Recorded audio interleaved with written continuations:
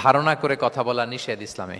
ওয়া ইন্না যান্না লা ইউগনি মিনাল হাক্কি শাইআ, আল্লাহ বলেন ধারণা কখনো সত্যের বিকল্প হতে পারে না। আপনাকে সত্যটা জেনে বলতে হবে। আমরা এরকম সমাজে অনেক করি, অনেক।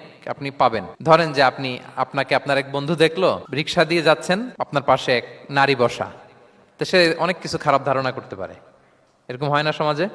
তো এমন হতে পারে যে আপনি আপনার ছোট বোনকে নিয়ে বেরিয়েছেন, হতে পারে না? কিন্তু আপনি তো একটা ধারণা করে ফেললেন অন্য কিছু।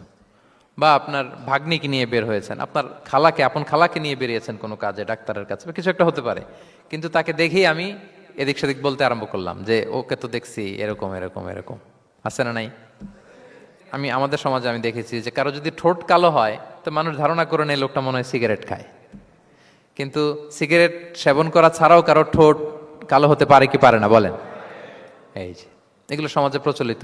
বিয়ে করার পর পর ইমিডিয়েট যদি কেউ একটা গাড়ি কিনে বা হুন্ডা কিনে, এটা কি বলে বলেন তো? এই বোধহয় শ্বশুর বাড়ি থেকে যৌতুক নিয়ে আসছে। দেখছেন, এরকম ভুরি ভুরি আপনি সমাজে পাবেন। আন্দাজে, ধারণার উপরে আমরা অনেক কথা বলে ফেলি, কিন্তু নিশ্চিত না হয়ে আপনি কোনো কমেন্টসে যেতে পারবেন না। এটা একেবারে নিষেধ।